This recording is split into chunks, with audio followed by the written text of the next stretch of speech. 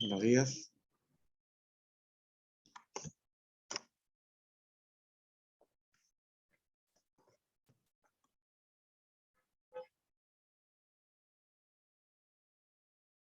Bien, es nuestra última sesión. Vamos hacia el final de la clase a hacer un repaso de todos los temas que van a ser materia del examen final, para no tener ninguna sorpresa. Y cualquier consulta, cualquier pregunta, será justamente la oportunidad precisa para absolverla, así que, como les digo, no quede ninguna duda para el día lunes, que es el examen.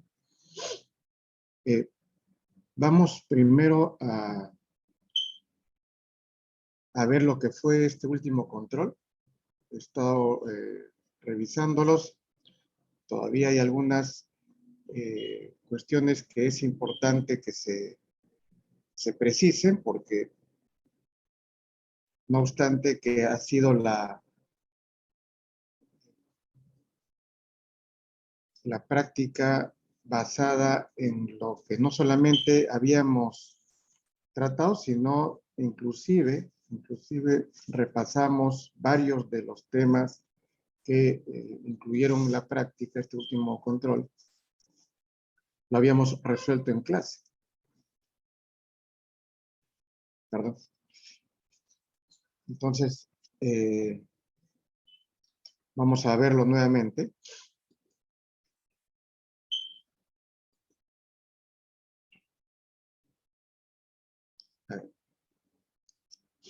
Este era el planteamiento de las 3 preguntas. Las 2 primeras realmente muy sencillas, en lo que sí he visto que casi, no es total, pero casi íntegramente han acertado. No había ninguna dificultad. La primera pregunta era indicar de qué manera se podría presentar la caducidad de un legado que haya consistido en el llamado legado de crédito. Citando un ejemplo. El legado de crédito es el hecho por el cual, mediante testamento, se deja en favor del legatario el cobro de una acreencia que está a nombre del testador, es decir, es el testador el titular de este crédito, él es el acreedor. ¿Cómo se produce esa caducidad? En la medida en que, no obstante haber hecho este acto de disposición para después de su muerte, antes de ella el testador cobró esa deuda. No hay una sustitución en el legado, es decir, el legatario no podría decir este legado de crédito, por ejemplo, ascendía al cobro de $5,000 y por lo tanto esa era la voluntad del testador y tendrían que reponerme o considerar una suma que alcance ese legado de crédito. ¿No es así? Caduca el legado por norma expresa y por lo tanto no hay nada que entregarle al legatario. Ahora, ese monto por el cual caducó el legado, de acuerdo a lo que también dice la norma, dice se reintegra a la masa hereditaria. En este caso no hay nada que reintegrar porque no existe ese monto, esa suma, esta acreencia dentro de la masa hereditaria. Y por lo tanto no hay nada que reintegrar, no procede, caduca este legado. Muy sencillo. La segunda pregunta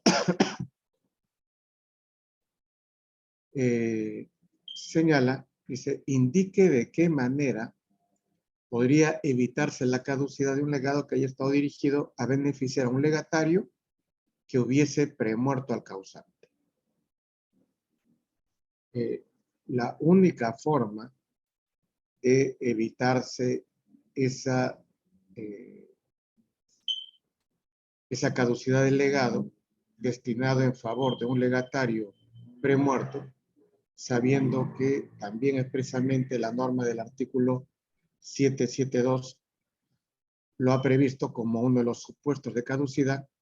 La única manera que podría evitarse está a cargo del testador.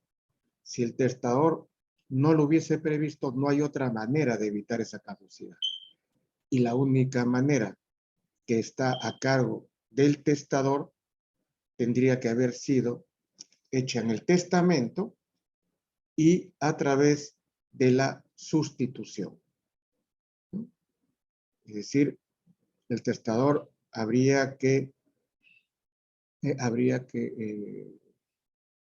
o él tendría que haber previsto esa situación y destinar ese legado en el supuesto de cualquier situación por la que el legatario beneficiado no pudiese o no quisiese recibir ese legado, le nombra un sustituto. No necesariamente tendría que haber dicho en el caso que premuera. Siempre es recomendable establecer marcos más generales a efectos de poder destinar en forma eficiente las disposiciones por parte del testador. Entonces, la única manera está a cargo del testador o hubiera estado a cargo del testador en la medida en que hubiese previsto en su testamento la sustitución. Tampoco era complicado, al contrario, era muy sencilla la respuesta. Y vamos al caso práctico, que aquí sí han habido algunas situaciones en las que no ha habido una precisión en algunas respuestas y con miras al examen es necesario, antes de tocar el último tema que vamos a desarrollar ahora, tener claro este tema en el que coinciden donaciones en vida, estos actos de liberalidad de los cuales ya se dispuso en vida, también hay legados y también hay donaciones, pero con efecto mortis causa. Adicionalmente, el ámbito relacionado a la legítima también tiene su propio correlato en los que, vamos a ver en el caso, no todos van a finalmente resultar siendo legitimarios y ver cómo es que se procede. Les había dicho que para la solución del caso o de los casos que se van a ir planteando, resulta fundamental, resulta muy importante el hecho de la parte inicial. Y la parte inicial implica para ustedes el planteamiento de este procedimiento. Si el planteamiento tiene error, entonces lo que viene a continuación va a ser la secuencia de errores. Seguramente, como lo he estado viendo, van a haber apreciaciones correctas en cuanto a las instituciones que van desarrollando, pero definitivamente están arrastrando un error que finalmente no va a hacer posible la solución correcta del caso, aun cuando si el análisis lo amerita, tendrán algún puntaje de todas maneras, porque uno obviamente que advierte claramente que en el desarrollo se van tocando aspectos de manera correcta, se advierte conocimiento del tema, pero se trata no solamente de acertar por acercamiento, vamos a decir, resolver por alguna situación que pueda tener algunos aspectos en la línea correcta, sino tener el panorama claro, saber qué es lo que se va a plantear y a partir de ese planteamiento ir a las respuestas. Cómo se establece herencia líquida, si existen o no donaciones inoficiosas y finalmente lo importante, cómo se distribuyen las cuotas en favor de herederos y legatarios. Y ya solamente el hecho de la pregunta o de este último aspecto, cómo se distribuye las cuotas de herederos y legatarios, siempre nos debe de significar el hecho que lo que se distribuye es lo que hay en la masa hereditaria. Y esa masa hereditaria se distribuirá entre herederos y legatarios. Los donatarios no van a tener una distribución de la herencia o del legado.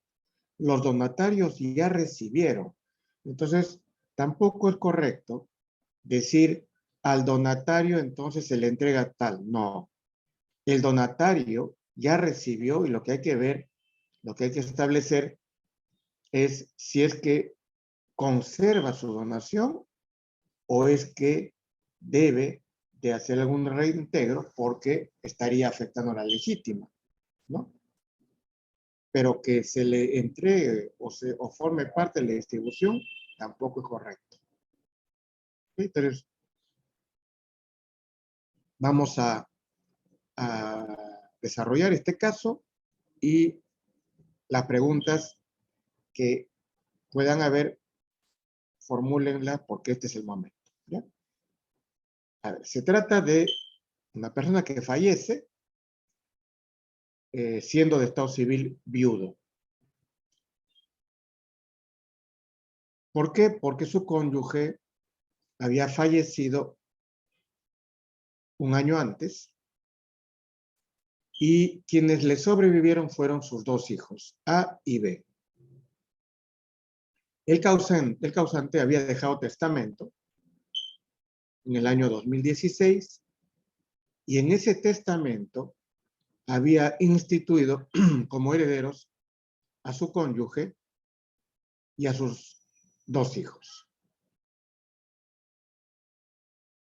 Adicionalmente, había dispuesto como legado, o como legados, un legado de 40,000 a favor de su hijo A y un legado de 10,000 para su hijo B. Muy bien. Se sabe además que ya existían actos de disposición a título de liberalidad hecha en vida por el causante.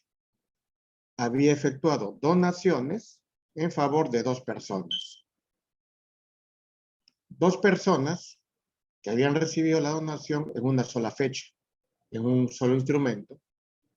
Una donación por 100,000 y otra donación por 40,000.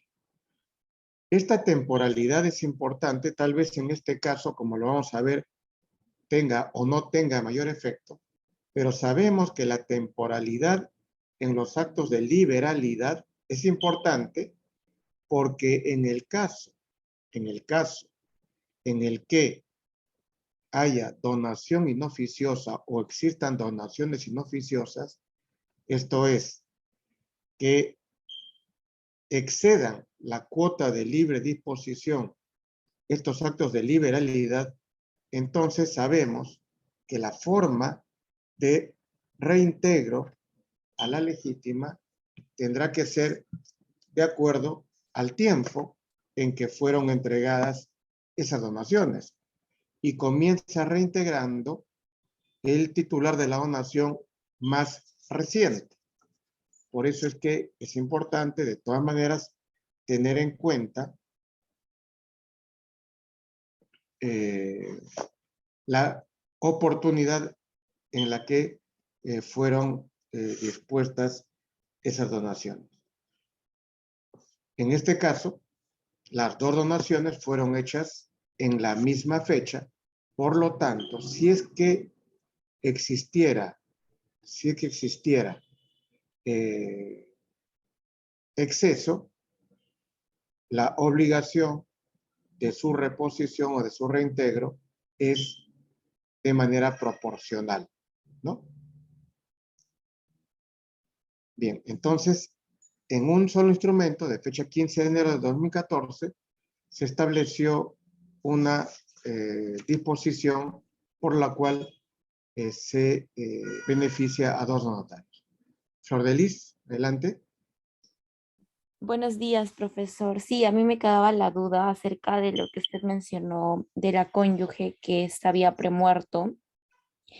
Es que no sé en qué parte dice, pero yo no encuentro o tampoco encontré de que ella había premuerto al causante y de que tenía dos hijos, ¿no? O sea, yo entendí del Ujú. caso, justo ahora también lo estoy buscando en la revisión del examen. Yo entendí que el cónyuge perdón, el causante X había fallecido, pero había dejado testamento, ¿no? Entonces, Sí, era una sucesión testada y que le otorgaba como herederos a sus hijos A, B y C y a su cónyuge D. Y bueno, había desheredado a su hijo D legalmente. ya. Eh, bien, a ver, primero, eh, el asunto se refiere que efectivamente, ahora, corríjanme, quiero estar seguro que este es el caso que se planteó. No vaya a estar yo tomando un caso que no fue el que...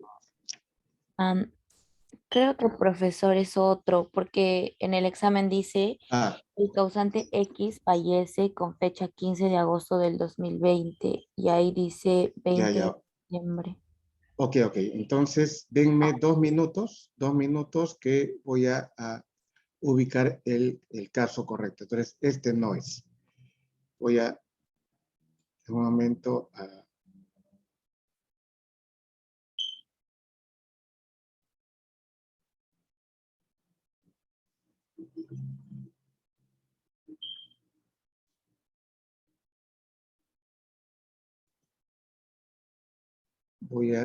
ubicar el caso. Denme unos minutos, ¿ok?